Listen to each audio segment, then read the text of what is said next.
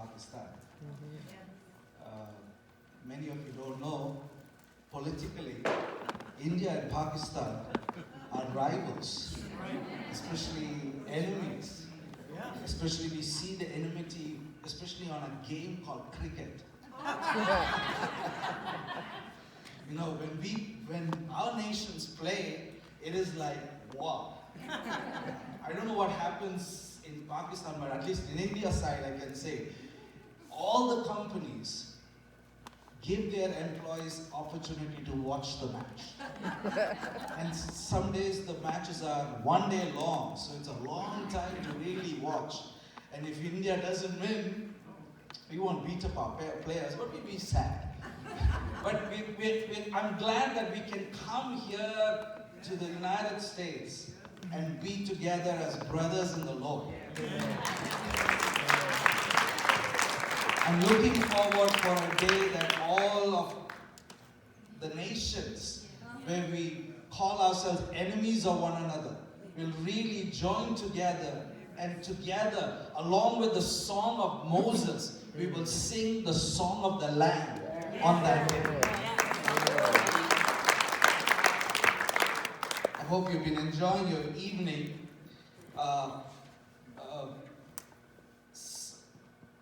In the book of Psalms, there is a portion of scriptures from Psalms 113 to Psalms 118, which is called the Hallel, or the songs of praise, or the psalms of praise, where usually during the festival times or during the celebration times it is read. Yesterday was, if you remember, was the Holocaust Remembrance Day in Israel, where we remember the 6.5 million brothers and sisters of ours who perished, who did not have life. This next coming week, Israel is going to celebrate their 71st year of independence. That's amazing. And one of the things that as the nations we do is, along with them, we celebrate the goodness of God. They were as if they were gone, but they have come back. A provision of God's covenant. And Psalms 113, 114, 115, especially Psalms 115, it talks about a mission of God's people fighting pagan forces of the world.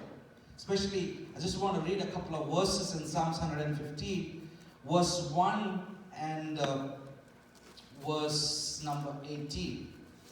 Verse 1 says, "Not to us, O Lord, not to us, but to your name give glory because of your loving kindness, because of your truth." And the last verse says, "But as for us, we will bless the Lord from this time forth and forever. Praise the Lord." You know, if you have taken time to read Psalms 113 and Psalms 114, it talks about all the wonderful things that God does for the people, that He cares for them, He looks after them. And the people are saying, God does great things for us. He split the sea for us. He brings water from the rock for us. And as we begin to read Psalms 115, dramatically the Psalms 115 kind of slaps the brake on us. We're focusing on how good God is, and Psalms 115 all of a sudden says, no. It's not for us.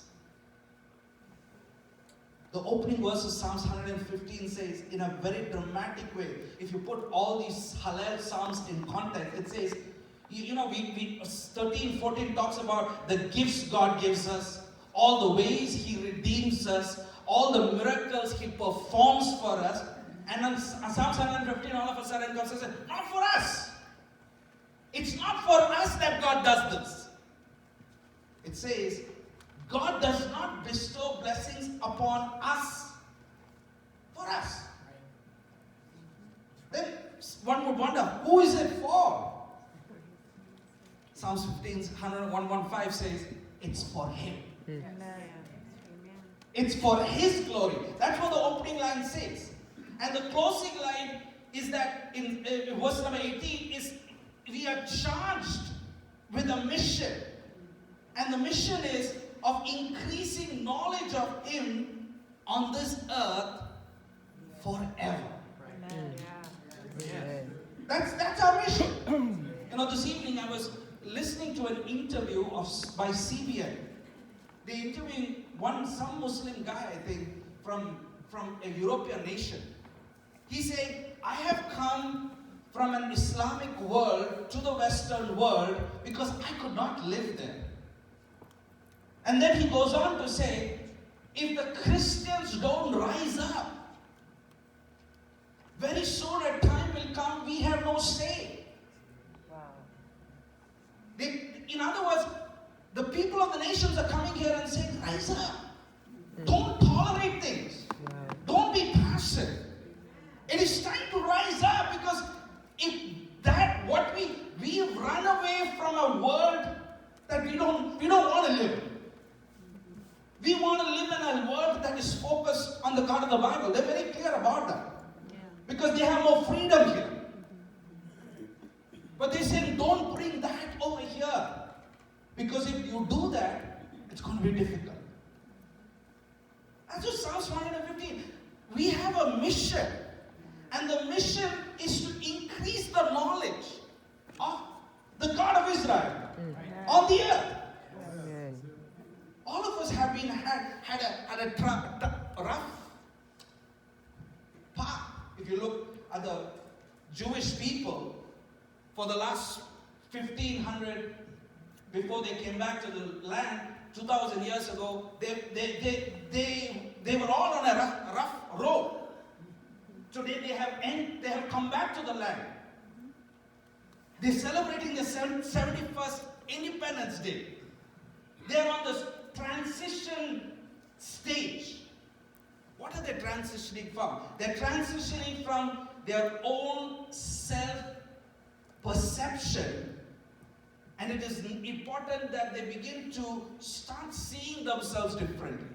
It's like when we are not with the Lord, we are in Egypt.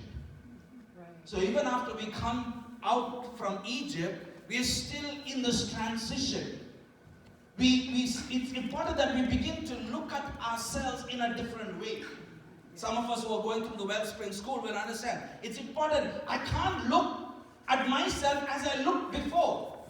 Amen. The Jewish people were in exile, 1900 years in exile.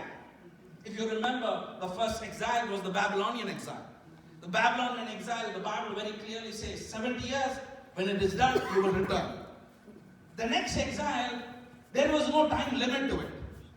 Yes, they have physically come back to the land. But this exile which they have gone, and even though they have come back, this exile will only end with the Messiah in their heart. Yeah. So It's only when they begin to recognize that we need the Messiah, we need the Lord. Yeah. So when they were in exile, the culture of the Jewish people in Israel developed in exile. And in exile means, what was their goal in exile? The goal in exile was survival. The goal is stubbornly adhering to our practices and holding on to our identity against all odds and persecutions. And trying to pass on the baton carefully to the next generation. Beautiful. Many times they've been going around in circles, trying to prevent outside influences from taking away our identity. So while in exile, it's all about preservation. Self-preservation in a hostile world. And especially when it goes on from 1 to 2 generations, it's just a phase. But when it goes on for almost 2,000 years, the identity of the Jewish people became one of self-preservation and survival. And the true mission, if we know from the Bible of the Jewish people or the nation of Israel, the mission basically which started in Mount Sinai is to be a kingdom of priests and an holy nation. Which is amazing. If you think about it, that's what Peter also says in his epistles. That once we are in Messiah, our mission is also to be a kingdom of priests and a holy nation. Amen. A kingdom of priests, friends, has to have a flock. And what is our flock? Our flock is the word. In the United States, you have a flock. You don't have to go to the word. The word has come to you. You don't have to travel kilometers or miles and miles to preach the gospel. You have the word from every nation which has come to your doorstep. And the reason for that is not an accident. So that you could shine forth the light of the Messiah and show them what it means to live this godly life. This mission didn't just start with the Jewish people, it started with Abraham. Where God said, because you desired me, you're going to be a blessing. And everybody who blesses you will be like you. The beauty of that word bless, for the last couple of years, have been really attaching myself to it. The word bless is not just I'm going to bless you physically. The word bless is the idea of being engrafted to them.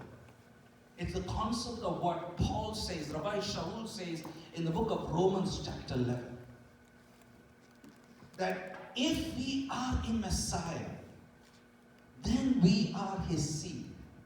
And then all the blessings of Abraham becomes mine. But the question is how? And Paul says that we who have been a wild olive branch through the Messiah has been engrafted into the natural branch. And the process of this engrafting causes us to be like them. And that causes us, along with them, to be a one new man to proclaim the good news of the gospel. Amen. That began my journey nearly 10 years ago. I used to be a pastor with the Assemblies of God for many, many years. Went all over in different states of India, went to Nepal, went to the Middle East. But 10 years ago, the Lord put in our hearts to begin a new community. And when I was asking the Lord, why a new community? Why one more church? Romans chapter 11 was the chapter which the Lord actually showed us. At that time, I had no idea. That was when we were on this process of transitioning from our old church and about to start a new church in our own house, in our own living room, is when Dr. Art and Jim first time came to our city in Hyderabad. And as I was attending their seminar, and I invited both of them for a meal in my home. So in my living room, my wife Susan, I'm married, I have one wife, we have 3 children. You have to make that all clear nowadays. We're living in a world which we're not sure what we're living in. We have one wife. So my wife was struggling with allergies, asthmas for all her life. She was born and brought up in Zambia, and so many things were happening there during that time. So Dr. Art came, like he usually ministers to everybody. We talked a bit, then he started ministering to her. And on that day, on Feb 2009, one evening in our living room in Hyderabad, my wife says that all of a sudden she felt that something broke off out of her. This is 2019. Yeah. She was on a puff all her life. She doesn't use it anymore. Her brother used to call her sycamore. Sycamore basically are, you're always sick. Sad. It's not the sycamore tree, which Zacchaeus climbed up on. But it's been 10 years. And 10 years, we don't have a medicine box at home. Yeah. Oh. We don't have anything. We don't have a medicine. I'm not against medicine. All I'm trying to say is we believe in the total healing of our Lord Jesus. Amen. It was then Dr. Art and Jim said you should come for the Wellspring seminar. And the first time we ever came to Alaska was amazing. Now to get an American visa for those of us who are coming from different countries, you think it's easy. It's not easy. It's a humongous process. If you heard Dr. Jefferson, after 17 years, he's got his visa. Here in my city, during those days, there was no American consulate. So we had to go either to Mumbai or we had to go to Chennai. And we were on this process of actually starting a new church. So we're doing so many things, we have no time. And it so happened the school, they came in Feb, the school is in May, and we basically have about 2 months. And in these 2 months, as soon as they went, miraculously, the newspaper says, American consulate opening in Hyderabad. Wow. That's kind of answering my friend. And there in Hyderabad, we went, the consulate asked, what do you want to, where are you going? We said, we're going to Wellspring, what are you going for? There was another guy who came and discouraged her not to give, but she said, no, they're just going for a visit, they'll come back. So we got the visa, and as soon as we got the visa, now we need the money. I don't know how much you get for a new church plant here. My days when we had our new church plant, my every week offering was $10. The cost for us from Hyderabad to Anchorage, Alaska, costed us 2009. It costed for both of us $2,000. That's the cheapest ticket I've ever got in my life. And we prayed, Lord, if you want us to go, you need to give us the provision. Amen. And we don't want the provision little by little, we want the provision one shot. Or one of our friends called and said, you know what, I heard you guys are going somewhere, I want to give you a donation. Okay, we thought, okay, maybe he's going to give a few little Indian rupees. But when the amount came, it was $2,000. Exactly, that itself was a sign for us, okay, God's leading us in this new direction which I have no clue. I'm pioneering a new church plan, but I have no clue where we are going. All I have is a revelation, Romans chapter 11. We have been engrafted. What it means to be engrafted, I have no clue. All I'm saying, okay, God, if you want us to be engrafted, you've got to teach us what it means to go that step. Now here we are, we came here, dealt with so many things. At that time, my second son was 2 years old. We were in and out of the hospital with all types of allergies. And the doctors gave us a big list of not to eat, what to eat, not to eat, and all that kind of list. So here, while one of the sessions were going on, somebody asked, what happens if your children are sick? So Dr. Art said, if your children are sick, you're the parents, you can start praying. So we prayed and asked the Lord. He asked the usual questions. Did you want it? Yes, we wanted it. Did you have anything? No, we wanted it. Then ask the Lord. So we asked the Lord. And as we asked the Lord showed us exactly what the problem is. Immediately we repented. In a flash of a mind, a split of a second, what was the problem? All throughout the delivery, the Lord told us what His name was. All our children are not named by us. We didn't go to Google search. We asked the Lord, you are giving us these children. Tell us what you want us to name them. Because name talks about their character, their nature, who they are. And while my wife is going through delivery, you know what psalm is coming in our mind? Behold how good and pleasant it is for brothers to dwell together in unity. Every time she passes through, she's thinking about the psalm. And she's wondering why she's coming. Why is the psalm coming? Because God's giving us the name. What's the name? Aaron. But somehow, Aaron has no meaning. If you go and search, what does it mean? There's no meaning. Finally, because we had to put a name for our birth certificate, we just put it. And the Holy Spirit said, because you rejected that name, He was going through it. We repented of it. 2,000 miles away. My son, in the year 2009, May, got healed. Today, he's not sick. He eats. He's a strong young boy who loves football and waiting to join a European team. Woo! Yes. His name is Aaron. That began our journey. So here in Wellspring, we first got connected with Pastor Mark Bills. We began our journey with Pastor Mark Bills. I started learning. I finished my theological studies, so even after that, here Pastor Mark is teaching stuff which I had never learned in my life. One whole year, I just took his notes, studied, and taught. 2 years, that's all I did. Everybody loved it. Third year, he said, I felt in my heart, Lord, it's time for us now to do it. We did the first Passover Seder in my house.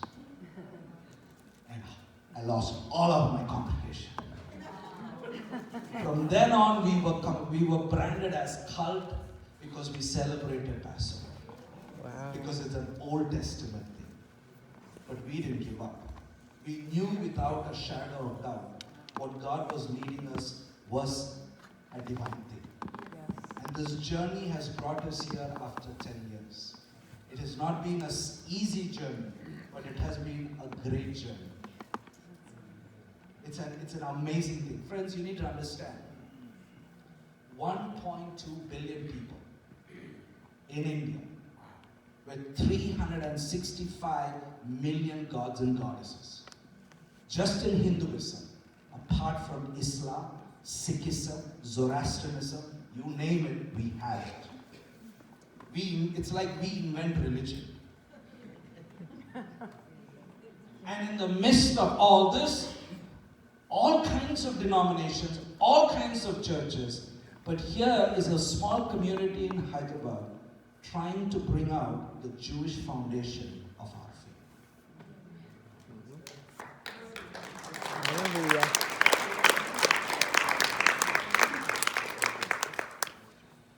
I had a dream. 2 years back, the Lord put this. We began to understand Thomas the Apostle came to India. I was always wondering, in Bible college, they always taught that he came to spread Christianity. But I began to understand he didn't come to India to spread any ET at all. No Christianity. There was nothing there. The reason he came to the shores of South India was to reach out to his own Jewish brothers and sisters who were living in the land to tell them that their Messiah has come. That's the reason he came to my nation. And with that, he also started to tell people about what it means to have the good news. Because through Messiah Yeshua, the gospel is not only for the Jewish people, but the whole world has now the opportunity to be engrafted to him and receive the same blessings that God promised Abraham. Hallelujah. Friends, we need to understand this is very critical. We've been meeting in our house for the last 10 years. As a family, we've been living in this house for the last 15 years. This last 2 months back, my landlord came and said, I want to sell my house. And he gave us 1 month. In Indian rupees, it's about 1.5 crores, which is about $250,000. I had to come up with $250,000 in 1 month. I thought we would get a loan. We went to the bank. The bank said, because we are a religious organization, they will not give us a loan. I will not get a loan as an organization. I will not get a loan as an individual also, because I don't have that kind of salary. What do we do? I said, okay, you can sell your house. I can't fight for this. I can't make money out of nowhere. After 15 years of living in that place, we, in the last 2 weeks, have no place to meet as a community. We look at some of the pictures of, apart from our community, what we do. Some of the pictures. This is our children. This is our children. This is our home. This is where our congregation meets. And these are our 100 kids. 50 boys, 50 girls. You might wonder, how do we all fit them? You know, in Jerusalem they say, for every festival, 2.5 million people used to come for all the festivals. And nobody, there was no panic attack. No. There was, everybody fitted in that place. That's how it is. This is a miracle. And the reason that we have this hope, and we call it hope, is because we want to give hope to these children. Each of these 100 children are coming from very, very poor homes. Some are orphans, some are semi-orphans. Some have seen their own parents die in front of them. There's one boy in this whose mother, while she was cooking on a kerosene stove, her sari, the Indian dress that she wears, got caught in fire, and the father tried to save her, and both of them burned alive there. And the son saw it. The age group of all these kids are anywhere from 7 to 15. We want to, what we can show the next picture. This is what we are. We send them to school. You see those black shoes, white shoes, and some has socks also. These are the kindness of people who donate. Every year we have to buy kids shoes. You know, if you have children, you can't keep running with the same shoes every year. And we need around 100 pairs of black shoes, 100 pairs of white shoes, 100 pairs of two pairs of black socks, 2 pairs of white socks, and school bags. Apart from tuition fee in their schools. We hoping to build one more layer so that we can increase the number of girls. And the reason why, because girls are looked down in India. Girls are treated as nothing. Because to have a girl is more expensive. India likes to keep all the people uneducated. Because as long as we keep them uneducated, don't bring up their level of understanding, they will listen to anybody who sits and speaks on television. What we're trying to do is raise up these kids to understanding that they will make a conscious decision. And week after week, we teach the Bible to these fellows. In other words, all of them are not, none of them are coming from any Christian home. All are coming from non-Christian homes. We have to be careful that we don't proselyte them because the government might shut us down. But at the same time, we teach them believing that the word that will be sown into their hearts will surely bear fruit at one point of their life. Wow. Yes. Next. This is our next project, which is not in our city of Hyderabad, but this is in the city of Pune, which is very close to Mumbai. This project is called Sparsh. Sparsh is a Hindi word, which means touch. Do you like these children? Yes. Friends, each of these children, boys and girls, are born out of prostitution in the red light area of the city of Pune. These are all prostitutes' kids. The reason we get them out before the age of 10 is because by the age of 10 they will be sold in the market. Some we buy, some adults we buy. To buy adults is not an easy thing. It depends on the color, it depends on the age, it depends on the health. We can buy anybody from $3,000 to $4,000. But we buy only if the person really wants to come out of the slave trade. For some, it is their profession. For some, they have been deceived. For some, their parents have sold them. For some, because of job, they have ended up here. Yes. See, there is an estimate of 12,000 to 50,000 women and children trafficked in India every year. I know you also have this problem in this nation also. There are about 4,000 prostitutes just in the red light area of the city of Pune. We reach the trafficked women by going house to house in the red light areas of Pune, making them aware of the dangers of HIV and AIDS, and also not indulge young girls into forced sex by telling them of the physical abuse of the girl child faces. We are currently focusing on 2 women who give them the opportunity to learn beauty parlor courses. You see the picture on top is the girl when she was in the red light area, and after we have taken her out of the red light area, this is how she looks here. Next. These are our kids. We give them an opportunity, we bring them out, we send them to regular schools, we give them education, we give them clothing, and as if they are good in studies, we basically help them to continue studying. If they're not so good in education, we help them in some kind of training so that they could get a job skill so that they can live.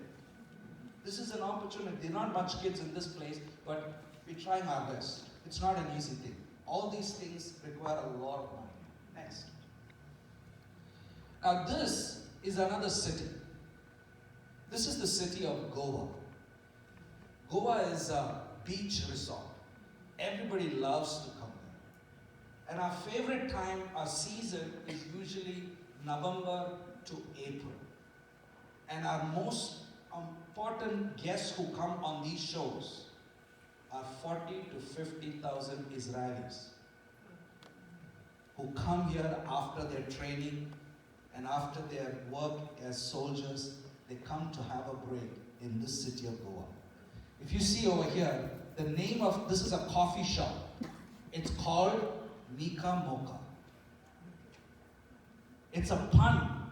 It's only for, if you know Hebrew, you will understand a dual meaning in this. For English, it's mocha, but in Hebrew, Mika Mocha is who is like unto God. Oh, wow.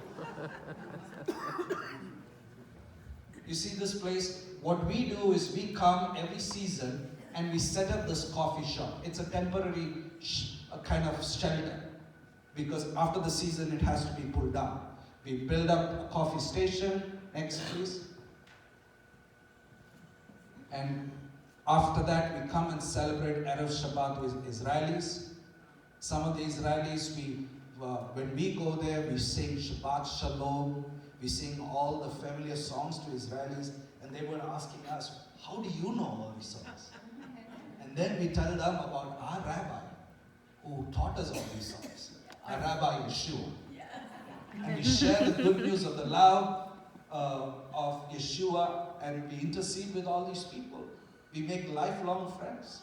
Through love, through friendship, we share the good news of the gospel over here. Amen. These are some of our projects that we do. Our main focus, where we are really struggling right now, is basically a facility, a home for our congregation. We used to pay $500 every month towards rent, water, and electricity. From the last 2 weeks, we're paying $300 every week for 1 day, for 3 hours. We can get commercial buildings on rent, but the only thing with commercial buildings, it's expensive. It costs us anywhere from $2,000 to $3,000 every month just on rent, apart from electricity. This Feb 15, we celebrated our 10 years as a community. And we just put up a video for us to celebrate. There's a video somewhere.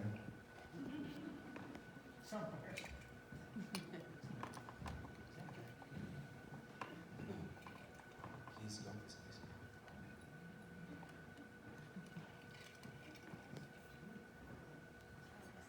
Did you get it?